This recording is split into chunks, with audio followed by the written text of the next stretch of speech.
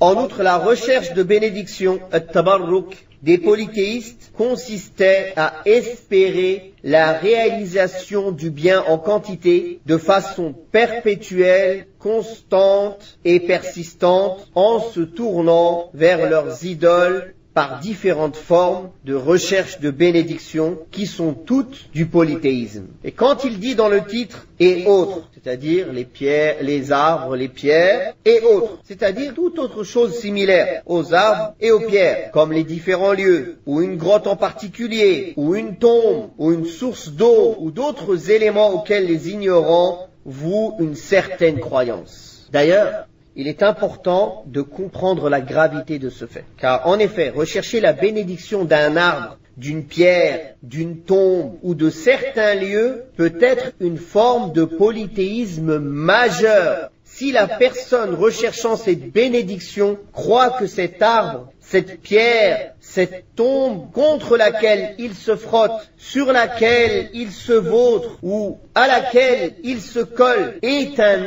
intermédiaire pour lui auprès d'Allah ou un moyen lui permettant de s'approcher d'Allah, une adoration, un intercesseur. En effet, c'est prendre une divinité en dehors d'Allah tabaraka wa ta'ala que d'agir de la sorte, et c'est une forme de polythéisme majeur. C'est d'ailleurs ce que croyaient les gens de la période anté-islamique au sujet des arbres et des pierres qu'ils adoraient, des tombes dont ils recherchaient la bénédiction. Ils croyaient que s'ils se recueillaient auprès d'elles, se frottaient contre elles, versaient du sable dessus, alors ce lieu, ou bien l'occupant de ce lieu, ou l'être spirituel s'occupant de ce lieu, c'est-à-dire l'esprit qui est au service de ce lieu, intercéderait en leur faveur auprès d'Allah tabaraka wa ta'ala. Or, Allah a dit, dans le sens des versets, tandis que ceux qui prennent des protecteurs en dehors de lui disent, nous ne les adorons que pour qu'ils nous rapprochent davantage d'Allah. Donc,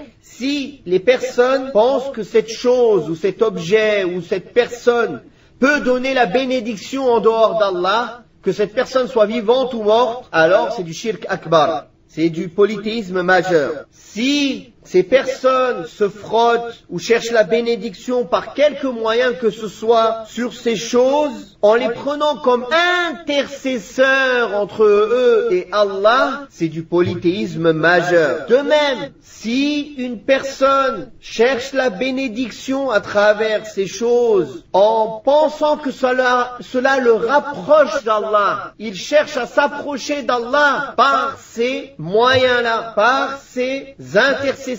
par ces intermédiaires qu'il a pris entre lui et Allah tabaraka wa ta'ala, alors c'est aussi du polythéisme majeur. C'est le même polythéisme 100% que le polythéisme que les mouchrikines de Quraysh vouaient à Lat, al-Uzza, et aux pierres, et à Manat, et etc., et aux arbres, à Dhat al-Anwat, comme on va le voir plus tard.